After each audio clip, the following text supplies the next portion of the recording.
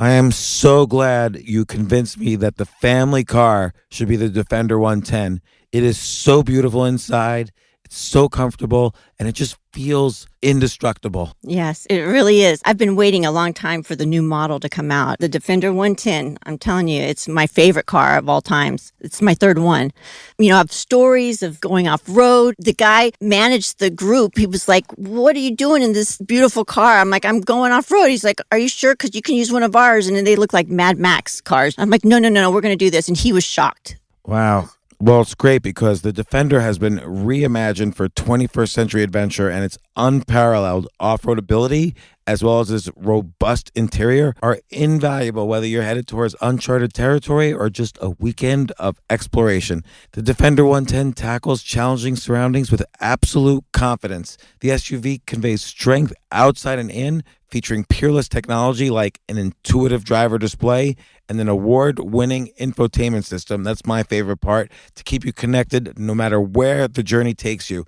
Adventure is unique to everyone, and so is the Defender. Choose from the two-door Defender 90, the four-door Defender 110, or the larger Defender 130 with the ability to seat up to 8 passengers. You'll find uncompromising performance in all three. So pack up and go even further with the Defender 110. Learn more at LandRoverUSA.com/Defender. These days, we're all investors, trying to be smart with our money despite our worst impulses. But at iShares, we believe that deep down inside of every investor is a better investor. One that's just waiting to be let out. Explore iShares ETFs and insights and let your best investor out. Visit iShares.com for more information. This isn't your average business podcast, and he's not your average host. This is the James Altucher Show on the Choose Yourself Network. Today on the James Altucher Show. It was when I got into kindergarten, another kid called me disabled, and I said, what does that mean? And he started laughing. The kindergarten teacher came over and said, you don't know what that means? And I said, no. And she said, well, I think you need to ask your mother. So I went through the entire day, first day of kindergarten, just being baffled and confused about what this whole disability thing was. And I went out and I asked my mother, what does it mean? She thought about it for a minute. And she said, it means you can't do something as well as someone else can. I said, other kids can walk around and I can't do that as well. She said, that's right. She said, but it also goes the other way. You're really smart. You can do things with your brain that other people can't do, too. And she said, everyone in the world can't do something as well as someone else. So everyone, in a sense, is disabled. Obviously, you know this. You can always just point to you as an example. No matter what they say, you could say it also. So I started doing those consultations. People loved it so much. They said, can I pay you for another consultation? I started creating more courses. And within 9 months, I'd made like $500,000. For me, the reason why I was able to achieve everything I achieved, if I failed, I was going into a nursing home. That was the scariest thing imaginable to me. That was the gun to your head. That was the gun to my head.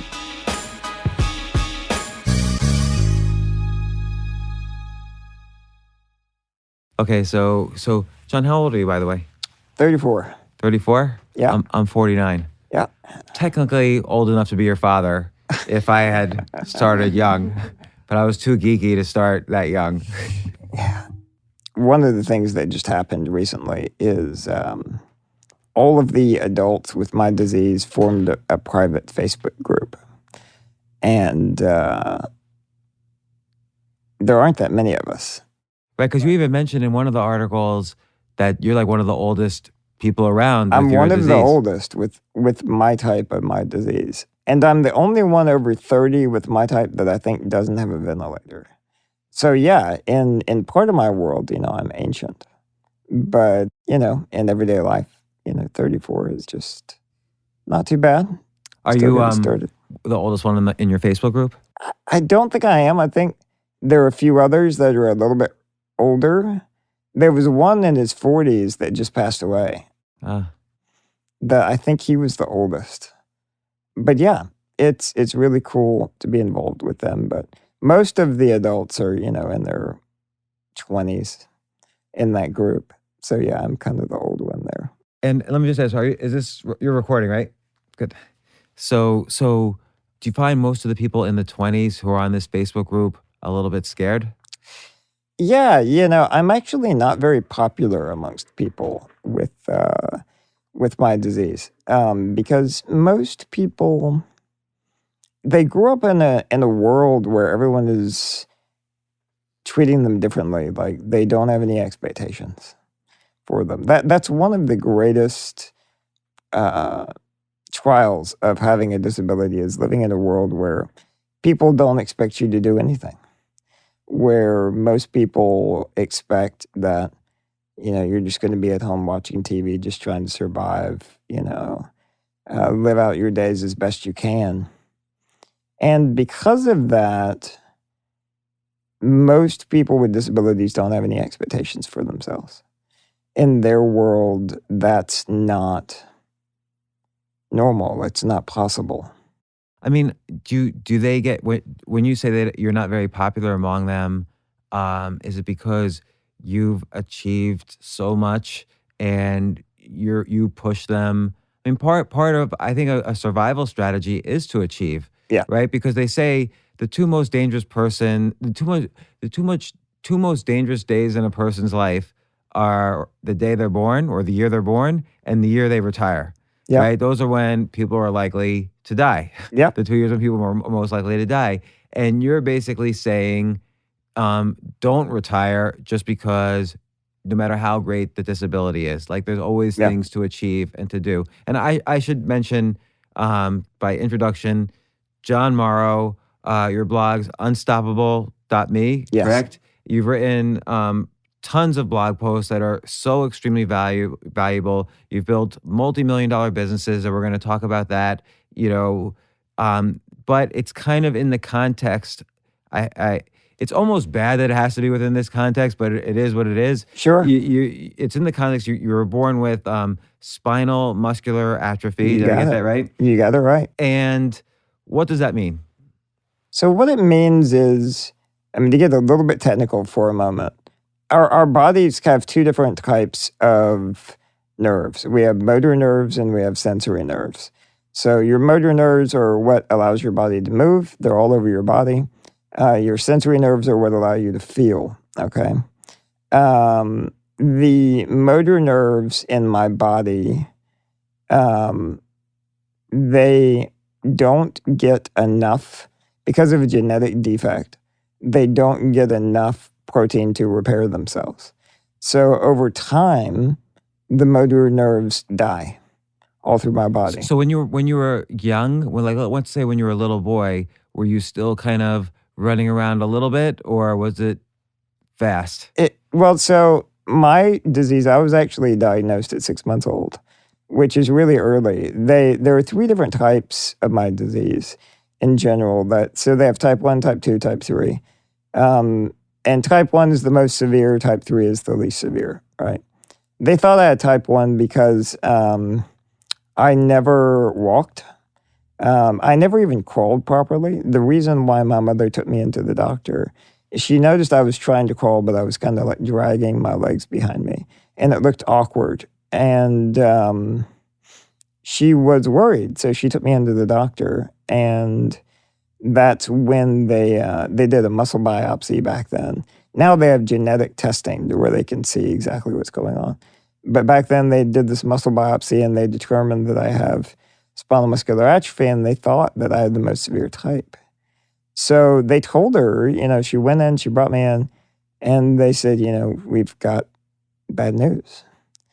And that's like the scariest I can't even words. Imagine as a father of two daughters. And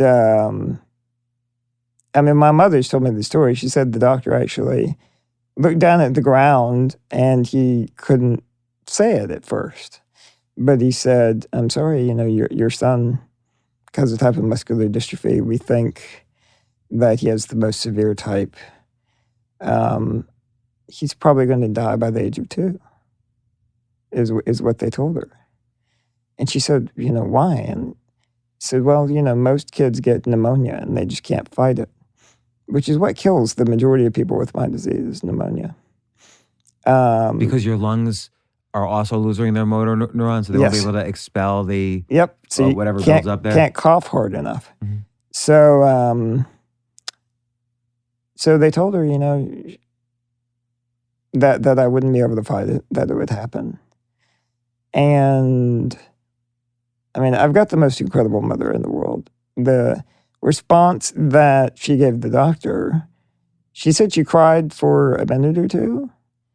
And then what she told the doctor is she said, he won't have to fight it. I'll fight it for him.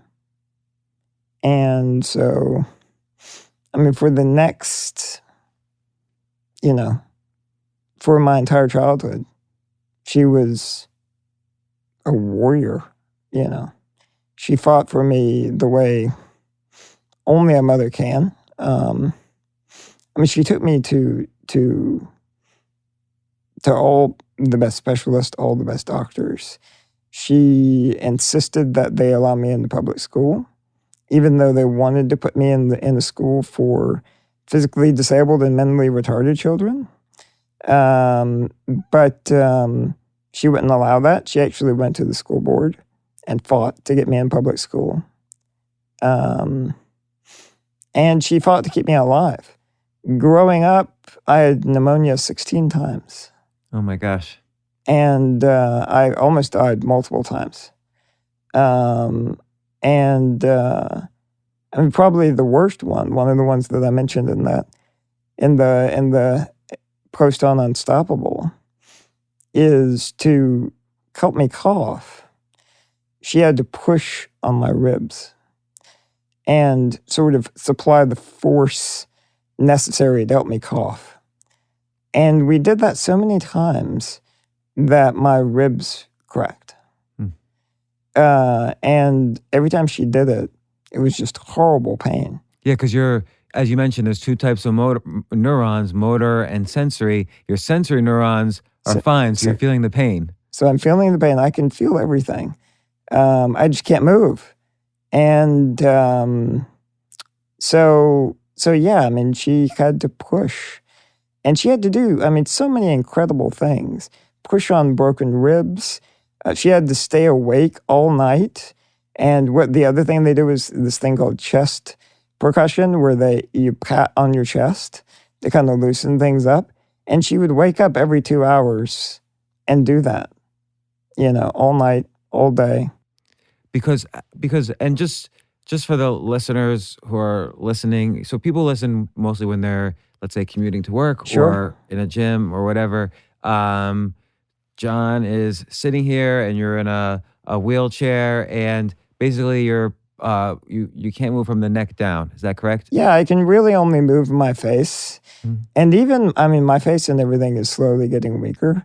But basically, yeah, all of the motor neurons in the majority of my body are gone. So I can't really move my arms, my legs, anything. I drive the chair with what's called a sip and puff. So the way it works is I blow or suck into a straw to make the chair drive. Took me quite a bit of practice to learn how to do that, but there should be like an Olympics for that or something. Like you probably could beat anybody in a race doing that. I've had lots of practice. I've been doing it for years now. At first I had to go like in the parking lot because I was worried about running over somebody, but yeah, so that's how I drive the chair. And the benefit to me is the reason why I'm still here partly is because, number one, I had incredible parents, especially my mother. But I've also had access to all the best medicine, all the best technology. I get the brand, the newest, coolest toys all the time. that I can use, and that allows me to live an incredible life that most people with my disease can't even imagine. And Like what? Like what's an example of a tool you got that you suddenly installed it and you're like, whoa, my life just got better? So one of the biggest life changers was there is a lip-operated mouse that I use. So I actually move it around with my lips. And it is called Tetra Mouse now. But I ran into a guy online who asked me if I would like be a guinea pig for this Tetra Mouse. So he'd send me different models that he was making in the mail, and I used them, and it just and I would give him suggestions on how to improve it. And now he's got a model that he sells online. He just makes them in his garage for people who need them. I don't think he makes any profit on them. I think he's just like a retired engineer. But he made this lip-operated mouse that I can use the mouse to just as well as anyone could use a mouse How on does the it work? So computer. your lip operated, what does it mean? So it has two little knobs that go against your lips. One knob moves the mouse around, and the other knob controls the clicks. So you can wiggle the different ones I can wiggle either one with my lips and move the mouse around, click on things. It's got the ability to do drag, and it actually has a total of 5 different mouse functions that it can use. So I've even got creative and learned to use it to play video games and things. You know what? I was exactly picturing that. I would use it to play video games. I've done that. I mean, I work so much I don't have a ton of time to do it, but yeah, there are a lot of games that I can play solely with my lips. So I'm just sitting there playing it with my lips. So a couple of things. One is, and then I want to kind of get into sort of the heart of what that blog post that went viral was about, like how you kind of took this adversity and pushed through it in various ways, and of course made money, but money's not everything. You did other things, and but you in the beginning of this, you mentioned that there's a Facebook group of people who have your disease, and I think in prior generations or decades or centuries, there never was a way for people to kind of aggregate into groups based on, this is not even a common interest, but like a common disinterest. Yep. It's like years ago, I was talking with Seth Godin, and, he has the whole tribes thing. And I said, it's the tribe you don't want to belong to, but you do. But you're in the tribe. But you're in the tribe. And I actually wrote an article for him and everything that he put in a little companion book or whatever for tribes about that. Because, yeah, sometimes you're a part of tribes that you'd rather not be, but you are. And it actually is amazing the amount of information that we can share in that group. And I tell doctors all the time, all the things that I've learned just from talking to other people that no one knew before. Because one of the consequences of being one of the oldest people with my disease, and some of the other adults are running into the same thing, these are things doctors have never seen before because nobody lived long enough. So they're entirely new things that we're starting to deal with, and we can brainstorm those things as a community. And I guess also there are given the age and how new things will come up that never existed before, it reminds me a little, not totally the same, and I'm not trying to relate it, but my mother had polio as a little girl and had many problems. And now that she's much older, nobody before had ever lived this old with polio. So suddenly there's new things that are happening to the body that has never happened to a polio victim before, simply because polio victims never lived this long before. So you discover new things about, new things that could happen and how to survive them. But also, another thing that you said that was interesting was this guy who's a retired engineer is developing this mouse, is not making a profit on it. We always think of, okay, we need the government or universities to provide kind of the research to develop the science, develop the products that will help. But a lot of times it's community and people who care who are really going to have the most passion to kind of develop the things that you need to make your life better. Yeah, you can absolutely do it. So, I mean, there are other examples. One of my upcoming projects is I'm going to make a portable lift that you can use on an airplane. Because right now, if you're in a condition like me and you want to fly, if you're not mobile, the way that it works is number one, they won't pick you up because there are liability issues. You could get hurt and sue the airlines. So you have to pay for another ticket or multiple tickets for people to come with you to pick you up. And then they pick you up and they put you on this metal tiny chair and they strap you to it. It's like being strapped to a metal bar, and they wheel you down the aisle, and then people have to pick you up out of that chair and put you into an airline seat. That's the process that they use. And it's extremely dangerous for everyone involved. Not only for, like me, if I was getting picked up, but also for the backs and everything of people trying to do this in this extremely small space where you can't even stand up straight because, there's luggage over top of you. So what I'm going to do is I'm going to invent a portable lift that will go through the airplane and allow people to make the experience much easier, much safer, much faster. So what we'll do, it will elevate out of the chair, move over, and go down? Yep. Okay. Because the other thing people don't know is, there's not a plane in the world that you can fly in your wheelchair. It's actually, even if you own the plane, the crazy thing is, it's actually illegal to fly in your wheelchair. I didn't know that. It's against FAA regulations. Why can't I just, I see your wheelchair, why can't we just sort of strap it to the wall of the plane? It's against, the crazy thing is, and I've actually spoken to the FAA about this, it's against regulations because your wheelchair hasn't been crash tested. So it's not an approved seat. And I've had some discussions with them about it. And they say maybe, they might approve it and change the law if I ever buy a private plane.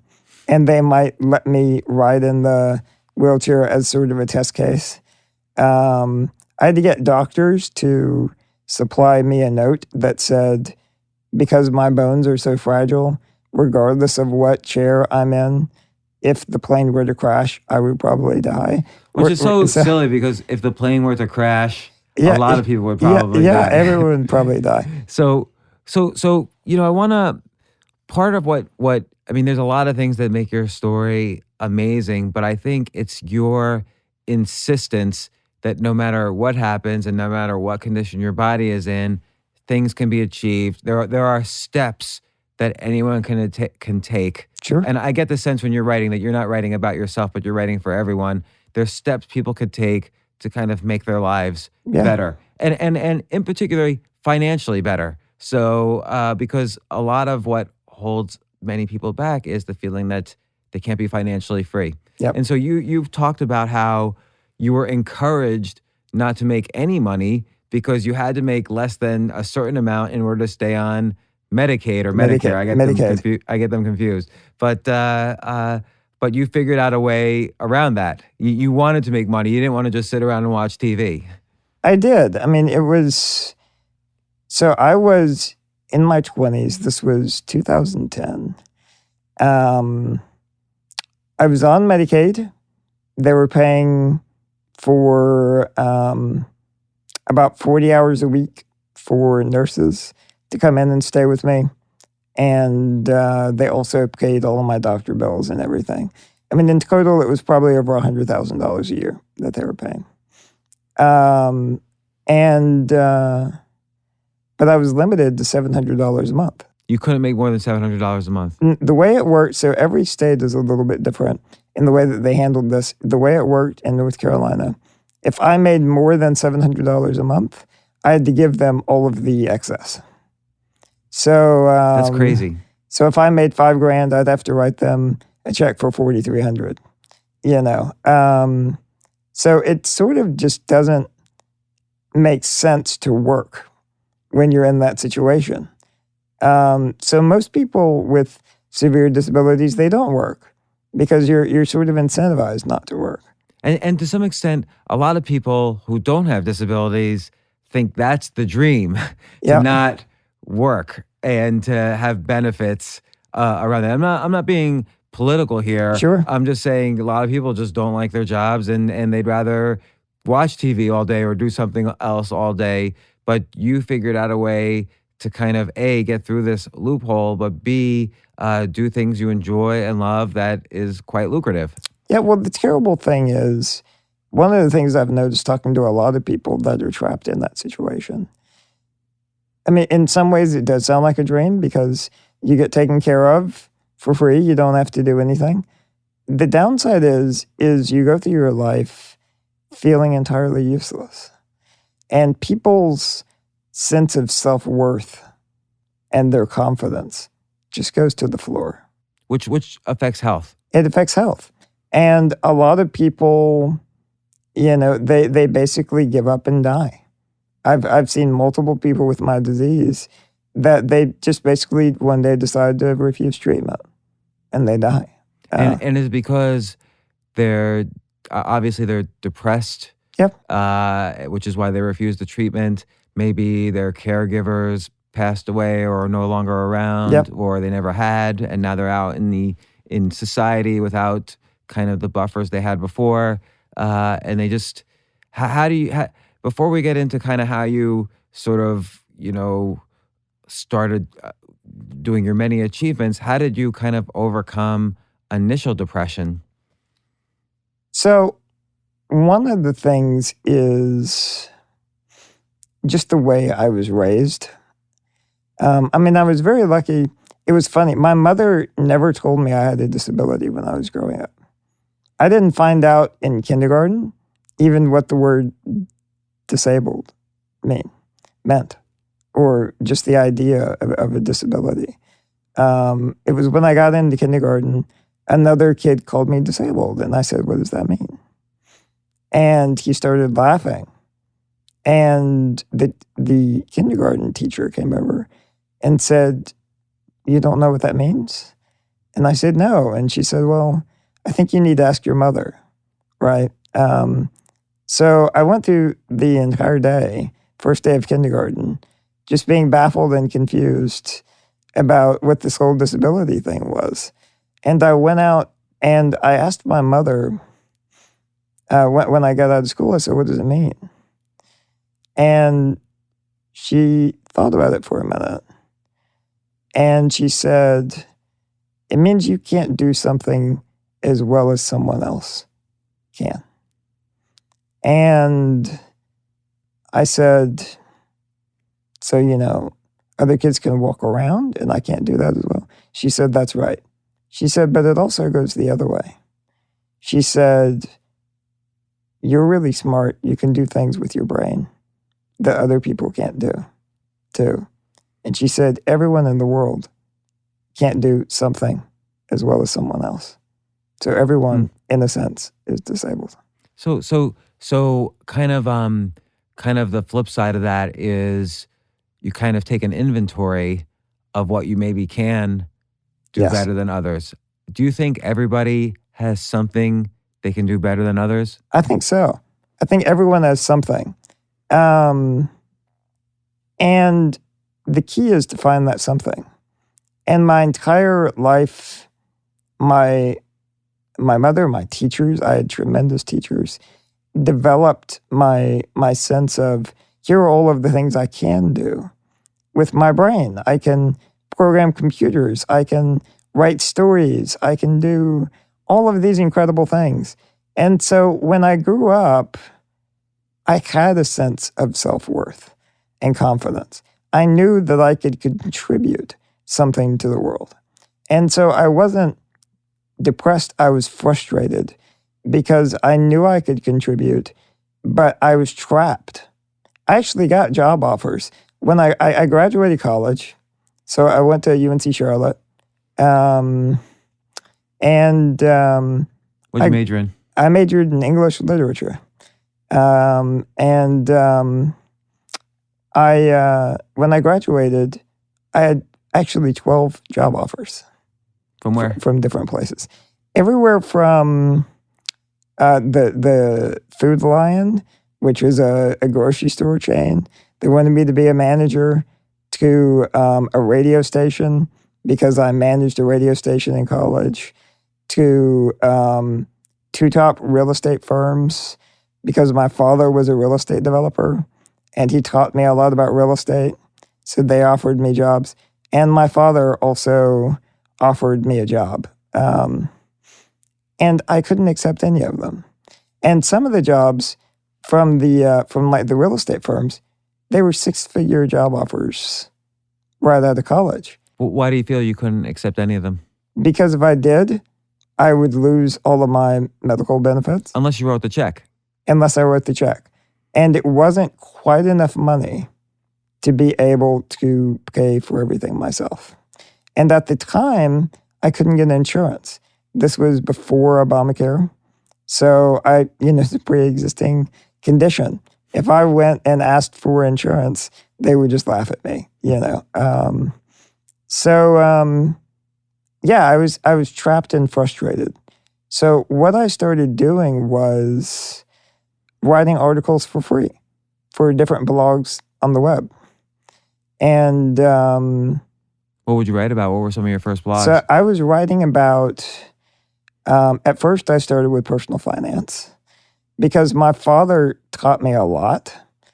And I even worked for my father for 2 years, totally free of charge.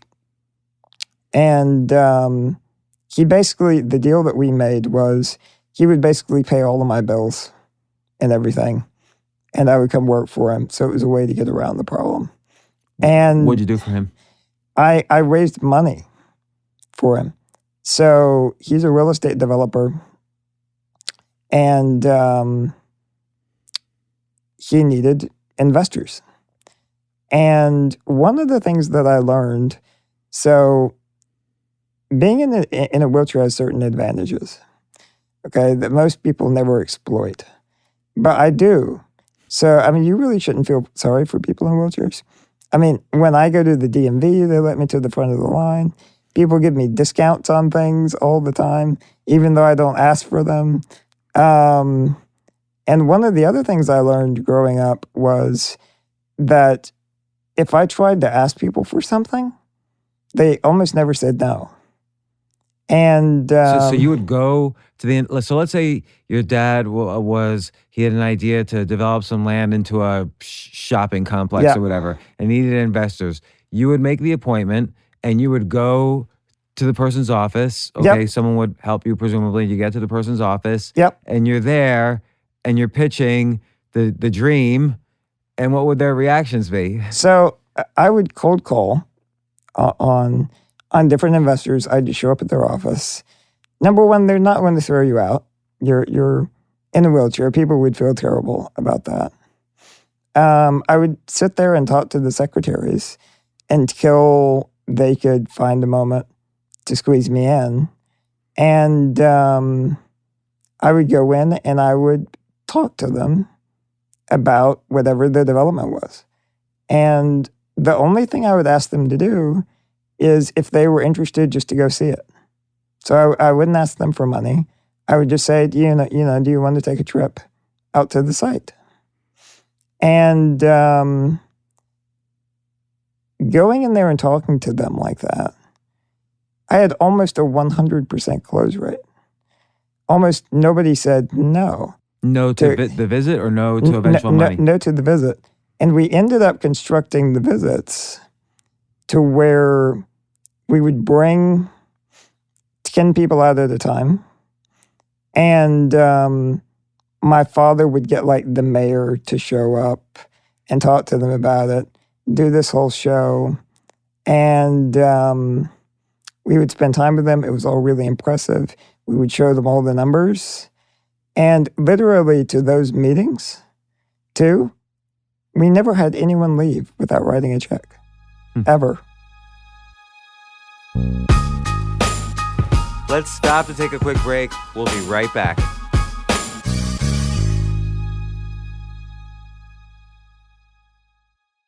Oh my gosh, I love these clothes. Mizzen and Main. That's Mizzen and Main. It really is the most comfortable work clothes.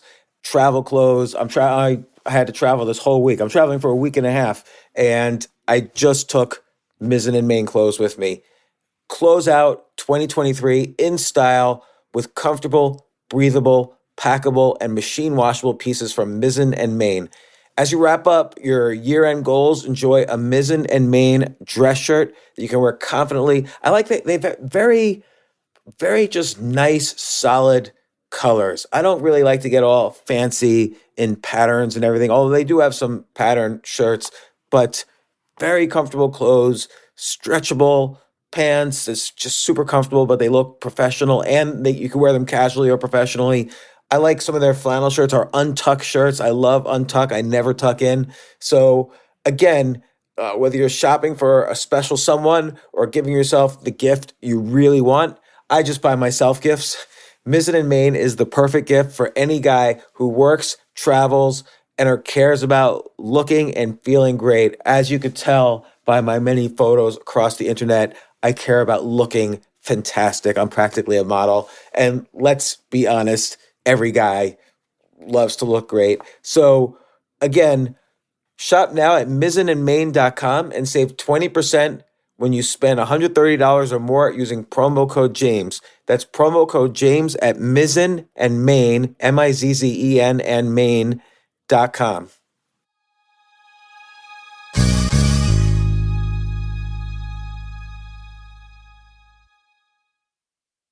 You know what I love about fantasy sports is that even though I'm not going to be a great basketball player or a baseball player or a football player or whatever, I feel like I get to participate and make decisions and use my knowledge of these different leagues or these different sports to compete.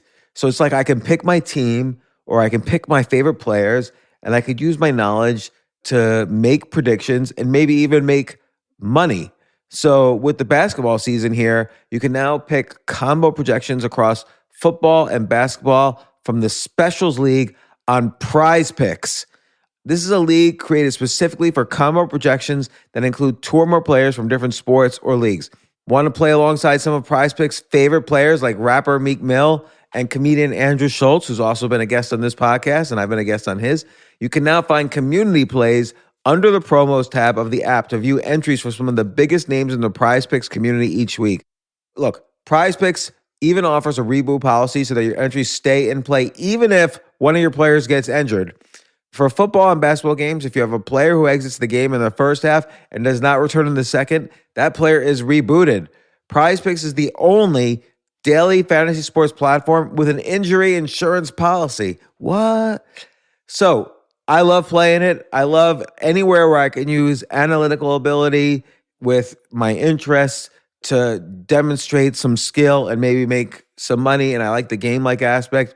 I do wish they had chess as a category on prizepicks.com, but I'll settle for what they've got.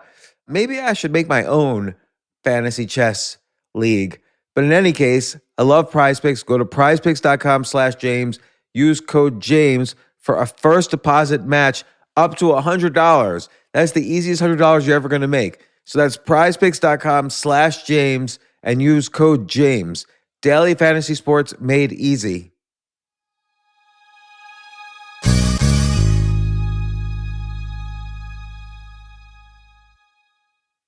The future of learning is definitely online. Like, it's such BS that you have to spend $200,000 or take $200,000 in loans and go to some fancy school when it's useless. It doesn't guarantee you a job.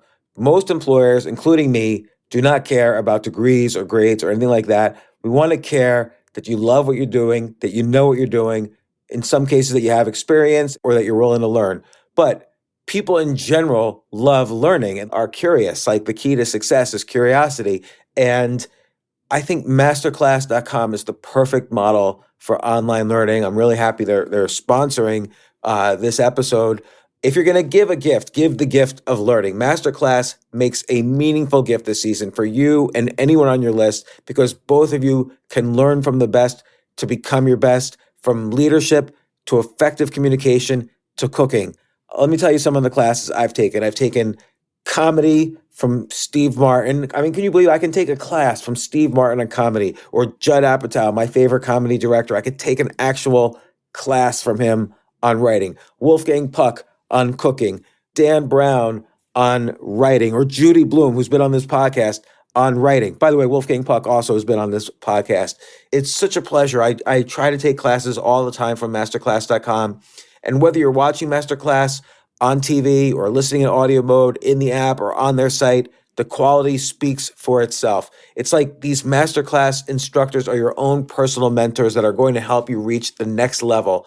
How much would it cost to take one-on-one classes on comedy from Steve Martin, or on chess from Gary Kasparov? You just wouldn't be able to do it. But it would cost hundreds of thousands of dollars. With a Masterclass annual membership, it's $10 a month. Memberships start at $120 a year for unlimited access to one-on-one classes with all 180 plus Masterclass instructors. So it's not just $120 for one instructor. You get all 180 plus Masterclass instructors. Boost your confidence and find practical takeaways you can apply to your life and at work. And if you own a business or are a team leader, use Masterclass to empower and create future-ready employees and leaders. That's the real education in today's world. So this holiday season, you can give one annual membership and get one free at masterclass.com/JAS. JAS, of course, stands for the James Altucher Show. So right now you can get 2 memberships for the price of one at masterclass.com/JAS. Masterclass.com/JAS. Offer terms apply.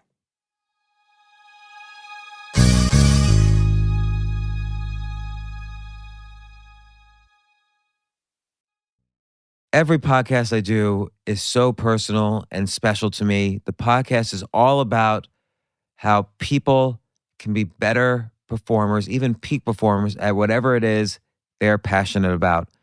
So help people discover this podcast. Help me, help the listeners. Subscribe on Apple Podcasts or Stitcher or wherever it is you get your podcasts. You can also check out the show notes at jamesaltucher.com/podcast. And also, if you want to get my blog updates and other updates that I do, sign up for the newsletter at jamesaltucher.com. Once again, thanks so much for joining me on the journey of this podcast.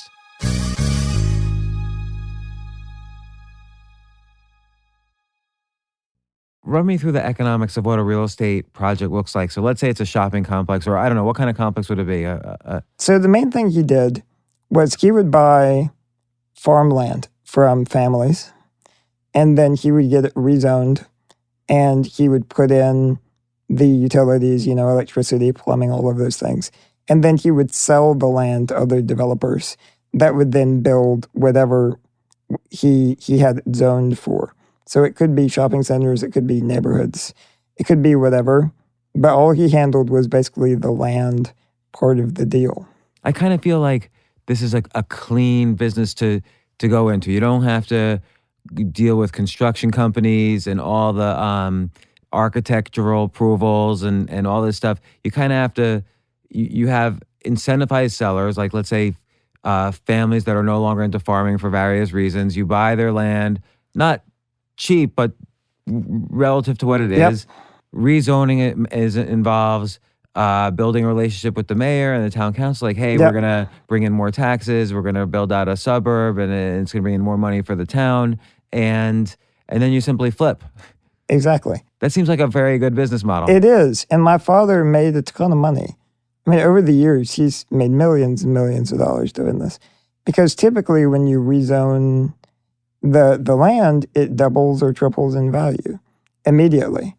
And what he would do, and it's very clean, he would even get contracts with the other developers who were going to buy the land, and he would get the contracts contingent upon rezoning. Because because their model is to build and then to make X amount more. They don't want to deal with the farmland and the buying the initial land and dealing with the rezoning. So everybody's doing their kind of part of the almost like the supply chain from farmland to office complex. Exactly. So, and what my father would do is he would get an option on the property, so he would pay them.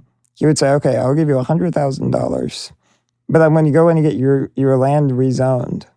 And if it's rezoned, I'll buy it for X price. If it doesn't get rezoned, I'll walk away, but you keep the $100,000." So it was win-win for everyone. Yeah. So he would do that.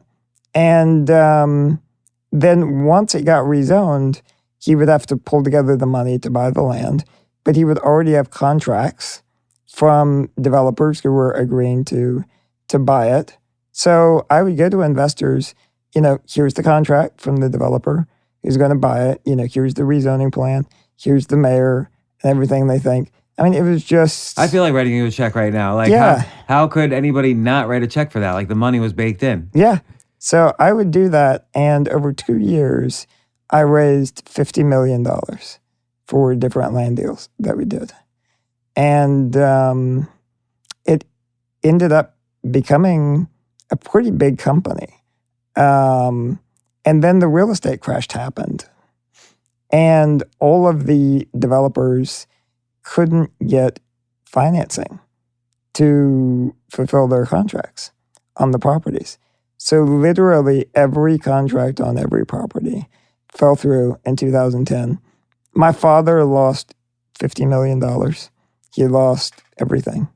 Did you, how did he react? Or did you see him cry? What was his worst moment in this? He was very, very, very depressed.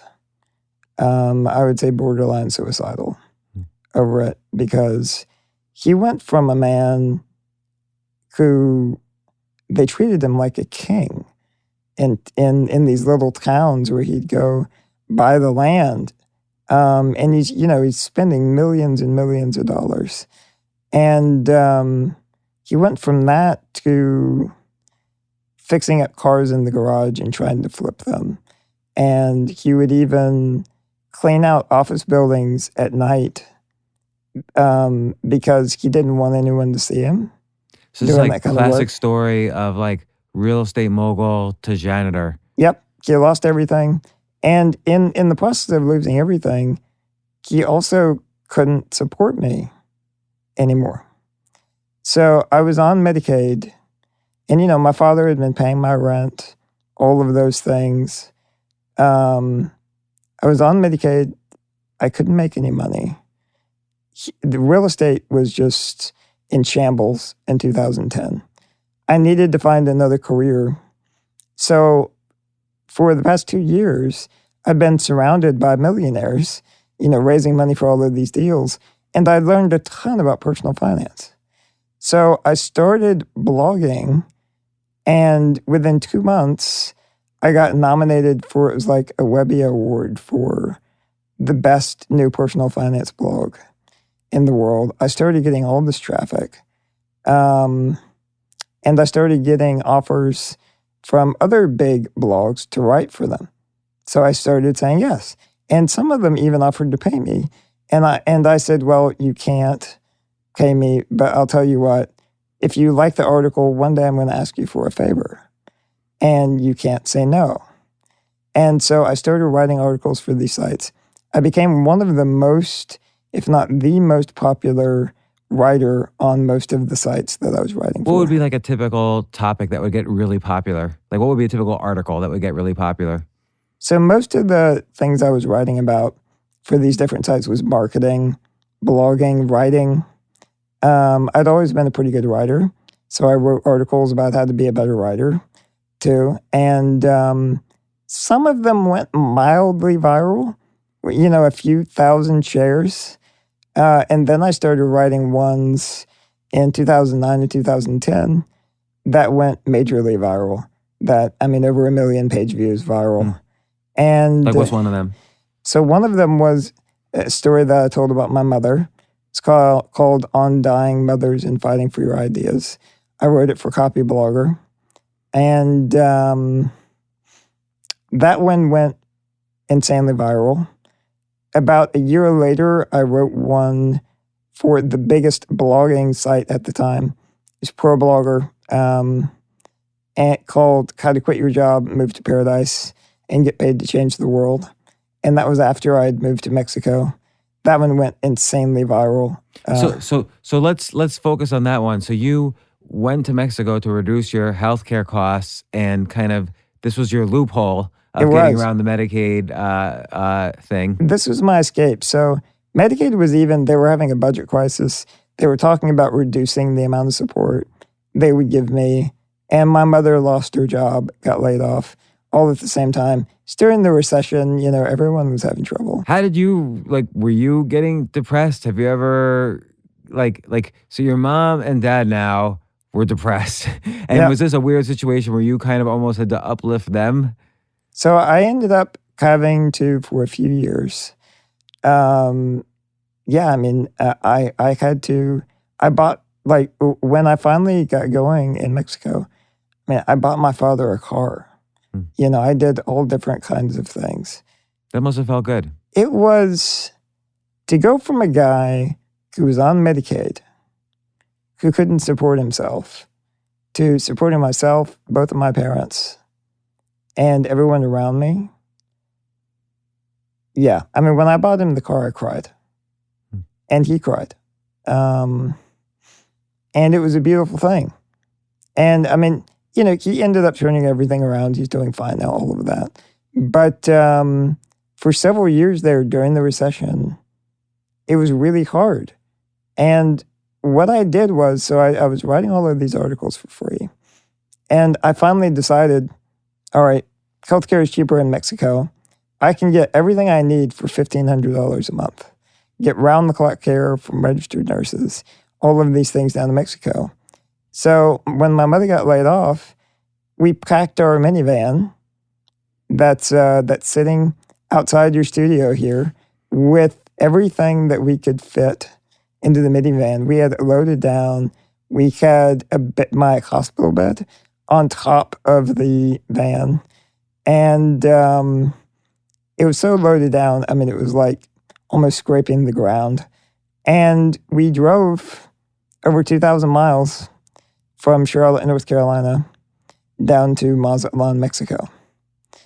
And I'd managed to get a contract, or at least for 6 months, on this beautiful home in a resort. What I did was, this is another little trick for everyone. If you want to rent a condo in a nice building, one thing you can do, I've done this multiple times, is I called every owner in the building and asked them, so it was like over 50 different owners that I called or emailed, and asked them if they wanted to rent for it to me for a year. And 8 of them said yes. And I basically told them, whoever gives me the lowest price, I'll rent your condo. How did you get their numbers, by the way? Because that's usually, it's not necessarily available information. I found so they had a homeowners association. I found their homeowners association directory online with all of their contact information. And I reached out to all of them and ended up getting a condo for way below market price. Because there's this reverse auction, essentially, so they underbid each other. So, they started out at so this is the nicest resort in Mazatlan, Mexico. It's a place where doctors can't afford to live, that live there. It starts at about $2,200 a month for a 2-bedroom condo right on the ocean. You could throw a rock into the waves. It was so close. Private resort, private restaurant, full-time concierge, private grocery store where you could buy stuff. Just this amazing. I've never seen anything like it in the U.S. Traveled all over the U.S. Nothing was as good as that resort that I lived in down in Mexico. And I negotiated it down from $2,200 a month to $1,500 a month. And I went down there, and as soon as I arrived, I sent emails to all of the different sites and said, all right, now I'm going to cash in all of my favors that I've earned. And for a lot of them, I'd written the most popular articles on their site. I got into tons of traffic. And I said, I want to start doing consulting with different people.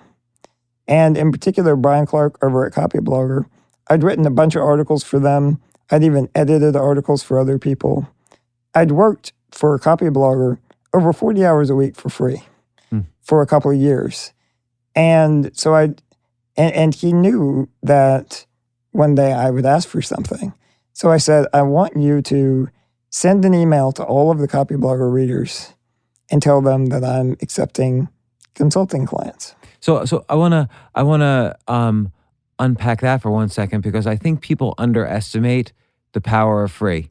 So a lot of people say, well, I've got to work my full-time job. I can't, and then go home and raise my kids. I can't be doing work for free. But free is kind of how you build your skills without having to worry about deliverables in some sense, because it's free.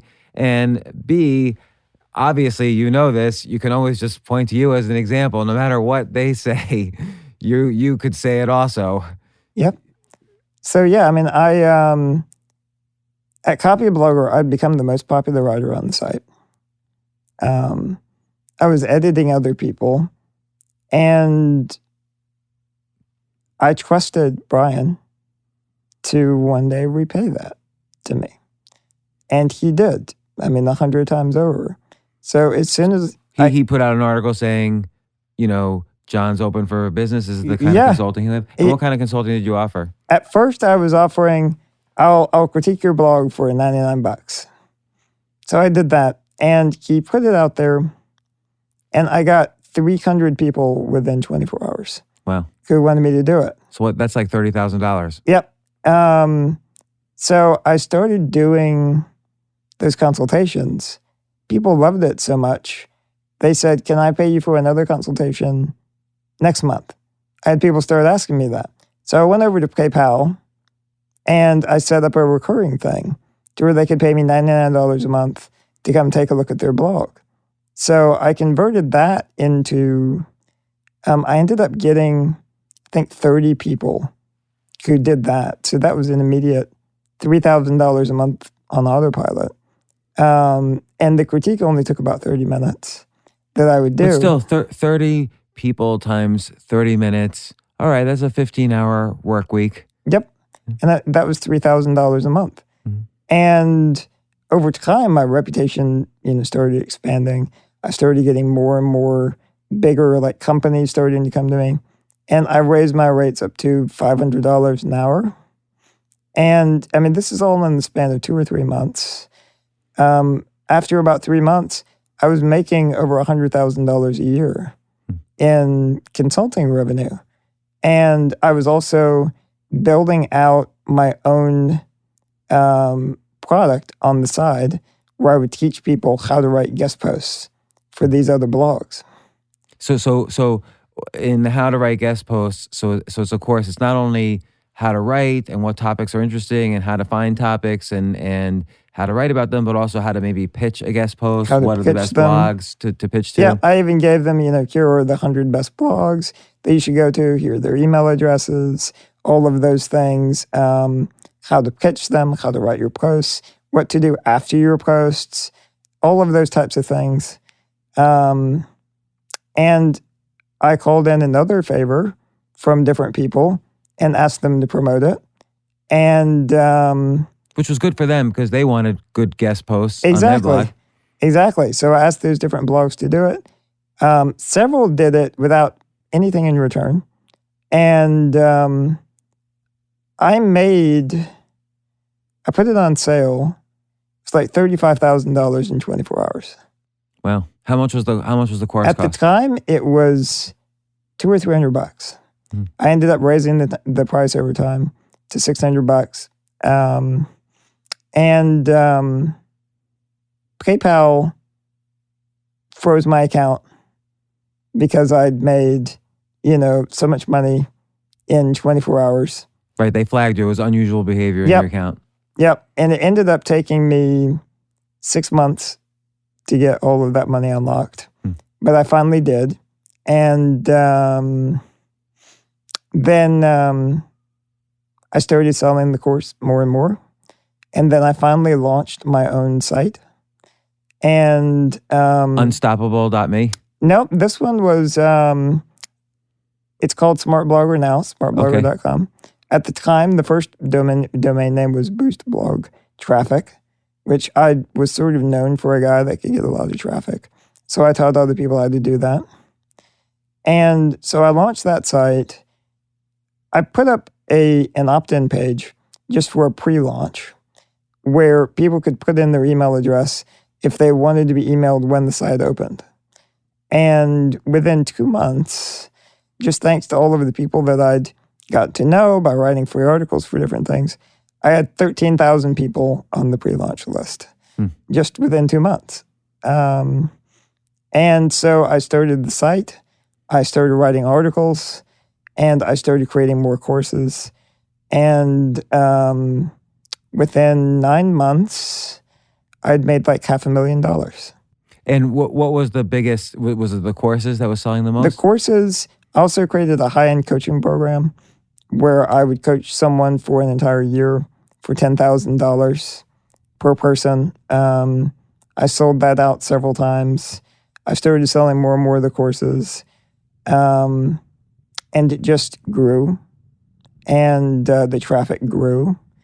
And now it's a 7-figure revenue business. SmartBlogger.com. Yeah, SmartBlogger.com. The combination of courses, coaching, and are there other revenue items? Now it's mostly courses. Over time, we've had 23,000 students go through our different courses. Has it worked for them? Like out of those 23,000, like how are they doing? We've had quite a few success stories. Danny Inney, he's built a very large business, very large blog called Miracy. Jennifer Gresham from Everyday Bright. And there are even people, before we started the interview, Ryan Dice was talking about, Russ Kinneberry. He was that runs all of their editorial for their company. Tommy Walker, who runs content marketing for Shopify. There are a lot of different people who have gone through the courses and gone on to do really, really big things. And that feels amazing. We actually catalog, we have a file that we call love letters. And every time we get a love letter from a student about all of the results they've gotten, we put it in that file. And it's become thousands of different love letters that we've gotten from people. That's incredible. And so do you also now still write every day? So that's one of the things I'm just starting to get back to. So one of the things I ended up getting, the business grew, and I found myself switching more into a managerial role because I hired all of these other people. And before I knew it, I wasn't writing anymore. Well, and also the high-end coaching, they're calling you and they expect $10,000 worth. Yep. That's a drag. It was. I ended up canceling. So I did 3 coaching groups like that. And I ended up just deciding it's not worth the $10,000. It takes too much of my time and attention. I got people spectacular results. But when I looked at it, I was actually earning less per hour on that than the company paid me in salary. Let me ask you a question. What if you charged $1 million a year for coaching? And, if you only got one client, that's good. Yeah, I could. But the thing is, I ended up deciding about 6 months ago or a year ago that what was most important to me is to write every day. And that was actually more important to me than money. And so I started reorganizing the business around that. And it's taken me a while. I just moved someone into a chief operating officer role, promoted my editorial director into that role. So he's now taken over basically managing the company. And instead of having 7 people report to me, I have 1 person report to me that I talk to. Everyone else reports to him now. That's freed up a lot of my time. And what do you like to write about now? So now I'm writing mostly for Unstoppable.me. Which is basically about, I mean, this is where I heard of you. Yep. A good friend of mine sent me your article, and I actually forget which good friend now sent it to me. I know it was a good friend because normally I don't read anything sent to me, but I read your article, and I'm like, this guy is amazing. I have to speak to him. So are you mostly write about your own kind of story? Yep. So what I'm trying to do right now is most of the personal development community is what I call, pretty light and fluffy. I agree. And I think it's getting inundated, and I don't know why. I don't really know why either, but I never identified with most of it because for me, getting to where I am has been an immense struggle with extraordinary pain. And it's been just like this fight to break out of poverty, to contribute something of value. Poverty to the world. And the prison of not being able to be as mobile as others. And you know, we've been glossing over some of the story, but you were in a major car accident at one point where you were like in and out of hospitals for how long? Like what happened? I was in and out of hospitals for about a year. I mean, the wheelchair was like on top of you. You were on the road. Yeah. It's like horrible the way you described it. It's like... It was awful. Yeah, I was so I have a minivan. I sit in the passenger seat. Or I sit where the passenger seat would be in my wheelchair. We have it tied down. And I had a seatbelt and also even a metal bar across my lap. And a guy was late to work at Wendy's, and he decided to speed through an intersection going 80 miles an hour. And we were the first car he hit. He ended up totaling 5 cars before he came to a stop.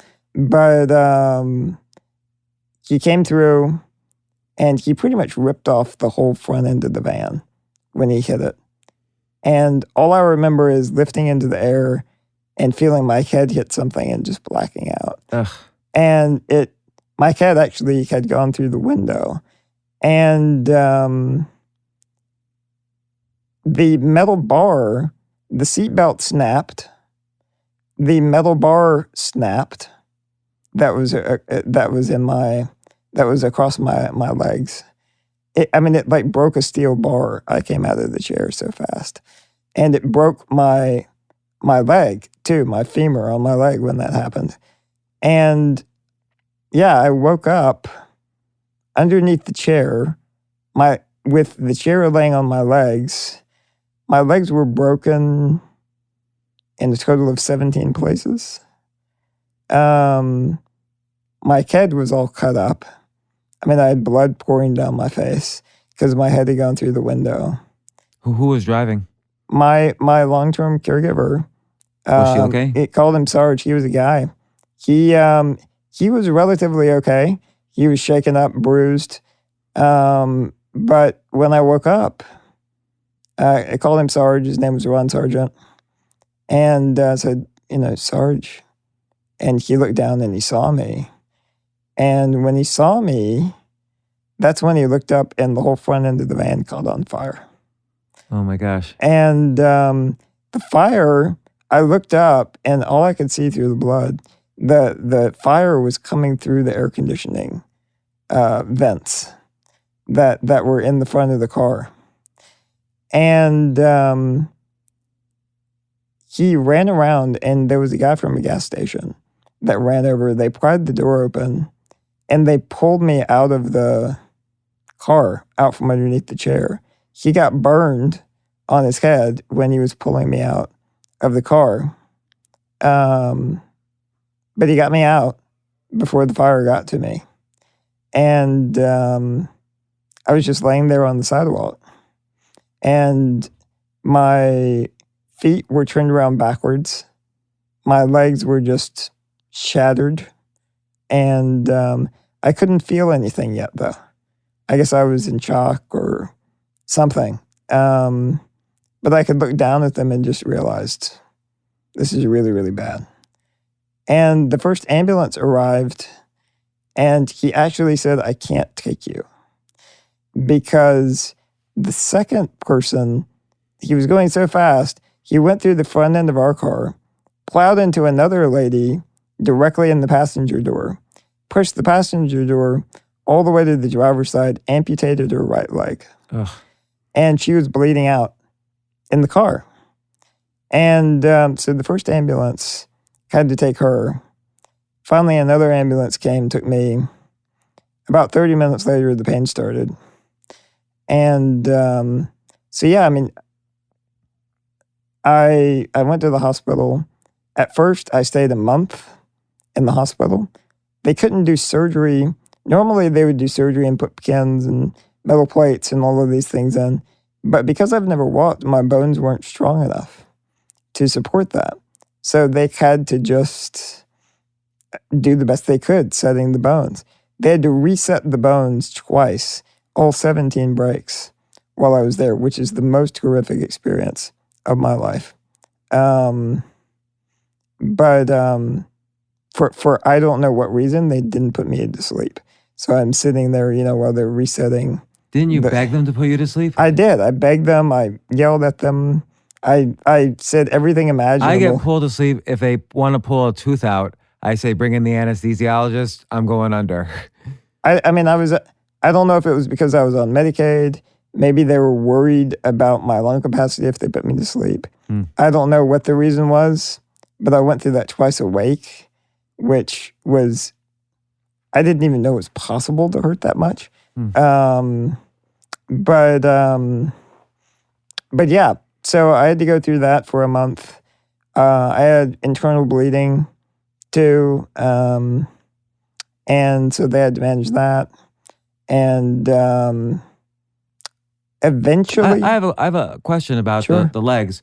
Like, given that you weren't going to walk, why did they bother fixing the legs? Does that sound like a stupid question? No, it was actually discussed. They talked about amputating one of my feet. And it was actually considered. And I didn't really need my legs. They could have just cut them off.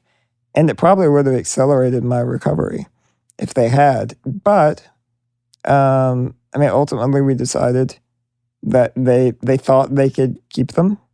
It did cause me a lot more pain to keep them. But they ended up, fixing me up relatively well. Even today, though, like when they take x-rays, they can see all of the places where the bones were broken, where it wasn't totally healed.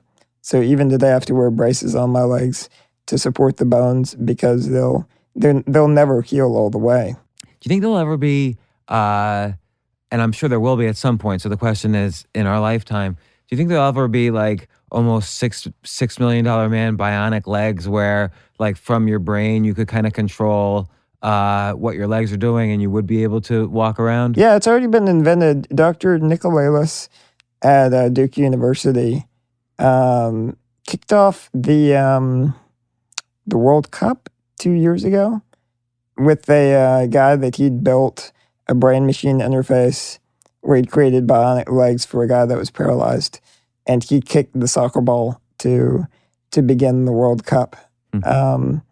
So those types of things are coming. The major thing right now that's holding it back is they have to do brain surgery to install chips in your brain to be able to do that. Why can't like if I'm just conceiving this as an engineer, I would think like, kind of like how that lip mouse works. Why don't we first do something which is externally controlled before we start fiddling around with brain surgery.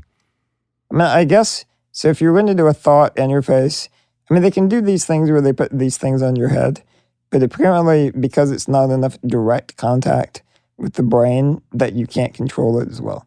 But like, what if I could just go like move my head to the left, and that means take a step with the left leg. Move my head to the right, it means take a step with the right leg. Yeah, there are those kinds of things. And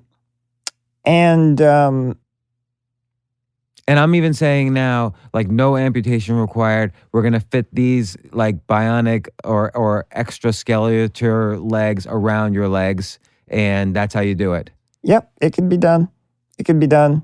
I mean, in my case, it would still probably just the weight of gravity of standing up would probably break the bones in my body again. So you don't want to do that? No. For someone who is paralyzed, though, who has relatively normal bones, something like that could definitely work. The reason why those things don't happen is, for the most part, people in those conditions don't have the money to experiment with them. For me, the most likely outcome for something like that, I mean, I think it's there's no question eventually I'll have a brain chip. And what will probably happen is I'll have mechanical arms attached to the wheelchair that I'll be able to move purely by thought. So I'll basically be a guy with these extra arms that are attached. Seems like this is a topic you could also write about. Like, you could be a futurist around these ideas. Yeah, I'll probably talk because you know a lot about it. I do, and I constantly research it. And I've even talked to them about going on trials and being a test subject and all of that on those things. They don't have FDA approval yet to do those on a lot of people just because of the brain surgery that they have to do. Originally, they've taken a big step forward here recently. Originally, they had to put the chip in and still have a wire coming out of your head. So you actually had this thing that looked like, this huge electrical socket in your head. And they had to keep it open constantly. Because I guess they have to be able to turn it off just in case something bad happens. So yeah, there was a huge risk of infection. Now what they've done is figured out how to make the chips wireless to where they can put it in your brain and then they can control everything wirelessly. See, John, I knew none of this. This is like a hot topic. Like, you should be writing about this too. Yeah, I probably will.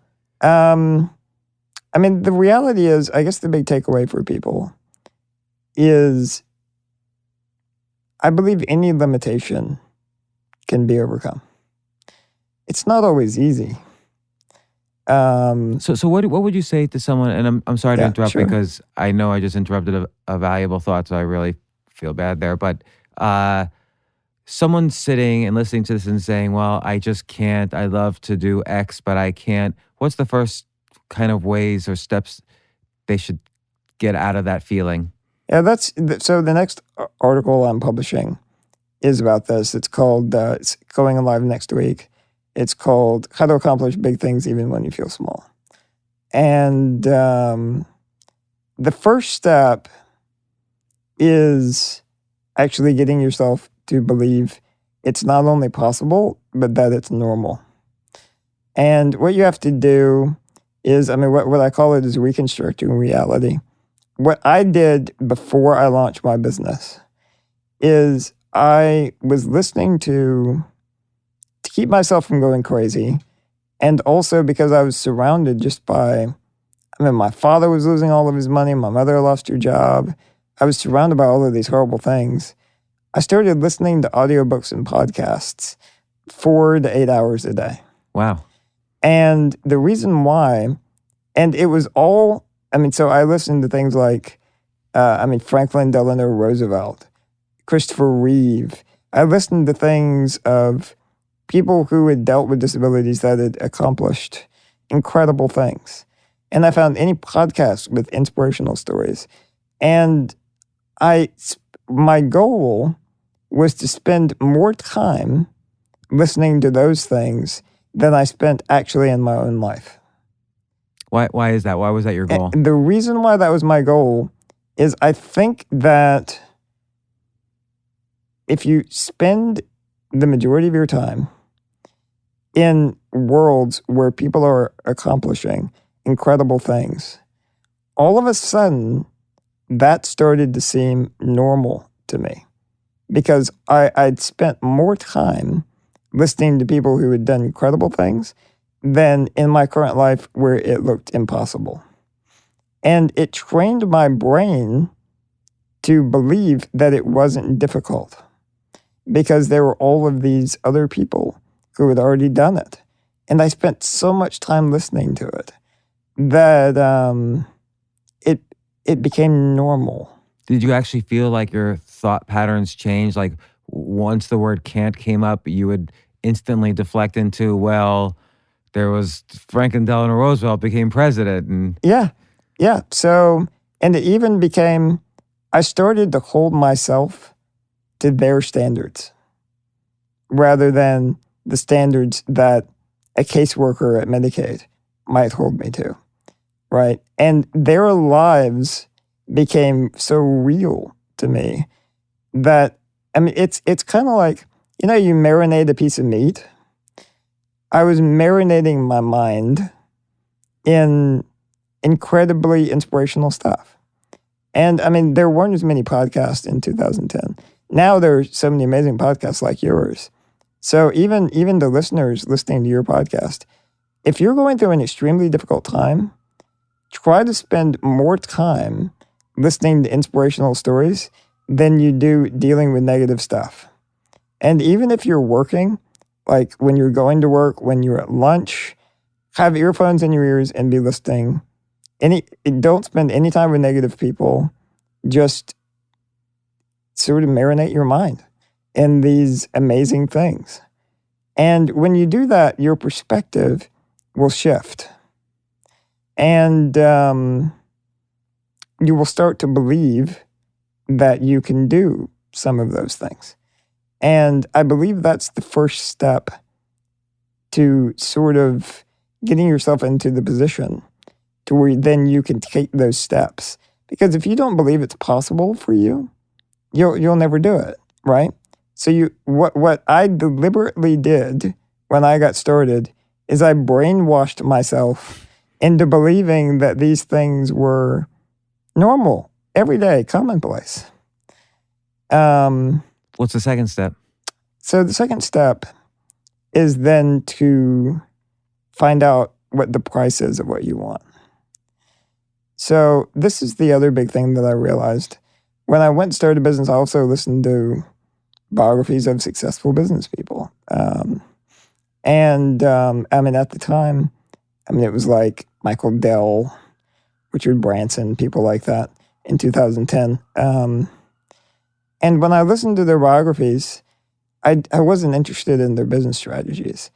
What I was interested in is what was the price that they had to pay to get to where they are. It's interesting that you think in that way, right? So most people would be interested in their business strategies and they wouldn't. It's sort of an unusual thing to think of, well, what was Michael Dell's price? Nobody would even care about that. Yep. But you did. Why did you care about that? Because what I realized is, and I don't know where I learned this, but I learned it early on, that you can achieve anything you want, but there's always some sort of a price. And it's not always money. Usually it's some sort of sacrifice of your time. I mean, at the very least, like starting a business, you're sacrificing years of your life investing it in this business. You're an entrepreneur too. What else are the sacrifices? A lot of people kind of call you a fool. A lot of the times they don't believe you get in a lot of hate. You get a lot of hate. You also deal with, especially when you start hiring employees, worrying about what happens if the business goes under, feeling responsible for everyone and everything all the time. Most entrepreneurs don't really sleep very well. So there are all of these sacrifices. And what I did in advance is I made a list of all of the sacrifices that I could see that they were making. And I asked myself, am I willing to go through that? But when you do that, are you giving yourself or are you giving the listener an easy out? So automatically by default, when you start a business or when you start doing a side business while you still have your job, because you have to make a transition and it takes time, you're going to be sacrificing family and relationships a little bit, tiny bit maybe, or a lot. So that's an easy excuse for someone to say, well, that's one non-negotiable for me is any family time. So what you have to do then is find a goal that doesn't require you to sacrifice your family time. You have to find a business that doesn't require you to sacrifice your family time. But there's always going to be a little bit of family time to sacrifice. There is. I mean, so that's the reason why people don't achieve anything, is they're not willing to make the sacrifice. Because maybe you could say, okay, I'm sacrificing a little bit of family time, but I can make up for it in other ways. I can find something else to sacrifice more. Yep. I mean, so one of the things you could do is say, I'm not willing to sacrifice family time, but I'm willing to sacrifice sleep. I had a friend that did that. I don't know if that's a wise choice. It's certainly a healthy thing that's not so healthy. Yeah, but that was the choice that he made, is he was still going to spend time with his family, but he was going to sacrifice sleep. But the point is, a lot of people are under the assumption that they can get whatever they want without trading something that they have. And that's just not the case. And I think whatever you want to achieve, and this can be business or anything else, look at what you have to trade to get there. Decide in your mind, I'm willing to make that sacrifice. And there are even no guarantees. You could make that sacrifice and not get what you want, okay? You have to realize that too. You may struggle and fail. A lot of people do. But to go into that realizing having a completely realistic picture of what you're getting into. So, I mean, when I started my own business, I knew that if I wanted to grow it rapidly, I was going to have to dedicate myself to it, heart, mind, and soul. I knew that I probably wasn't going to sleep well. I knew that I was going to have a ton of stress. And I accepted that, and I was willing to pay that price. And so that's what allowed me to move forward without hesitation. And what would you say is step number 3? So step number 3 is to put a gun to your head. And this is the most difficult one. So one of my favorite scenes of any movie of all time was Fight Club, where Brad Pitt, who was playing Tyler Durden, got a guy out of a convenience store, put a gun to his head, said, what do you want to be in life? He says, veterinarian. He said, well, that requires a lot of schooling, right? He says, yeah, too much school. I couldn't do it. And he takes out his driver's license.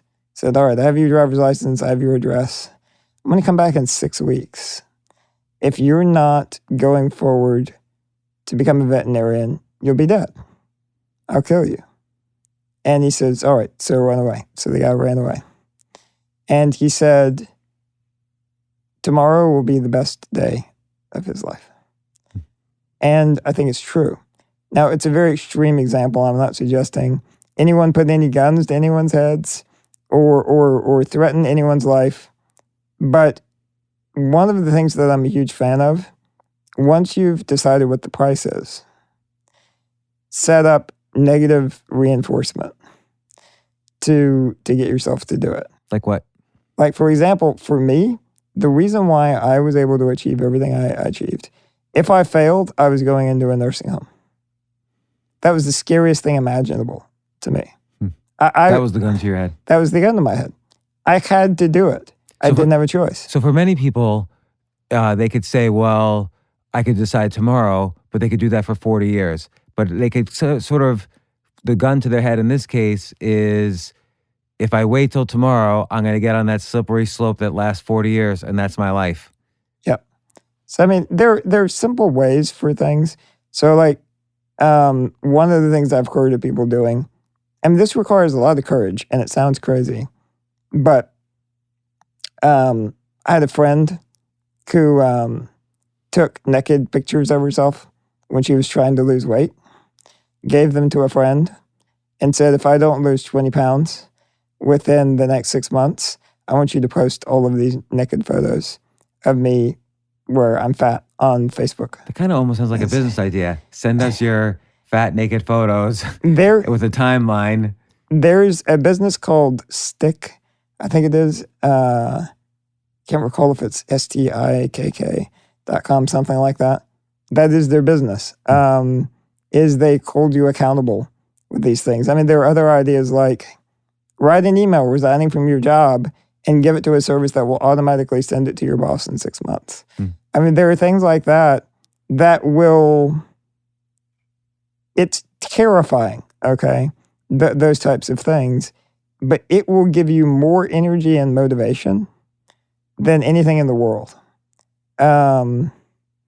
So for me, people ask, how did you do this? How did you start this business? I was absolutely, totally terrified of ending up in a nursing home someday. And that gave me endless energy and motivation. I was able to work harder. I mean, I worked like literally, when I moved down to Mexico, I didn't go down to the beach, even though I lived on the beach, for 6 months. I just stayed in the condo and I was working. Nobody even knew I lived there. I just stayed in the condo and I was working 16, 18, 20 hours a day. And what's your end goal? Would you like to sell the business? Nowadays, the type of business I run, it's so tied to my personality. It would be very difficult to sell. More than likely, I'll just continue growing it.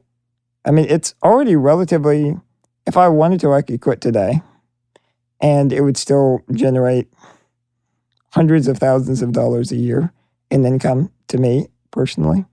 My goal right now is less about money and more about helping as many people as I can. Well, and the site smartblogger.com has so many great articles, just free also, about blogging and so on. And there's their courses and so on. Plus your unstoppable.me site. I really appreciate you came here to the studio and joined me on this podcast. I'm sure it's inspirational to so many people. Your story was inspirational to me, which is why I reached out to you. Well, Jon Morrow, smartblogger.com. Thank you so much for sharing your story. And I hope people listen to this and go to your site and apply your advice and learn from it. Thanks so much for coming on the show. Well, thank you for having me. It's a pleasure.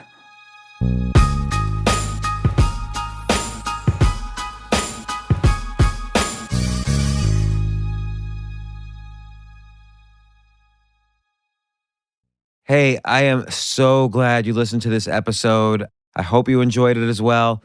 Please take a moment to subscribe to the show on Apple Podcasts or wherever it is you get your podcasts. It will only take you a second, but it will help other people discover the podcast. And my goal is to share this great content with as many people as possible. To see the show notes, just head on over to jamesaltucher.com/podcast. While you are there, you can join my free insiders list to get notified when I post a new podcast. Every day, I also share my best and most controversial ideas. You won't get this stuff anywhere else. Thanks again for listening, and I'll see you next time. Grandma, can I have the chocolate chips? This secret recipe moment made possible by Emory Heart and Vascular Center. When Grandma needed heart care, she came to Emory. The difference? Emory Healthcare performs more heart procedures annually than anyone else in Georgia, which means better outcomes for our patients. And we offer advanced and personalized treatments developed by our top specialists that others don't. Like Grandma knows, where you start your heart care matters. Smart Cookie. EmoryHealthcare.org/smartcookie.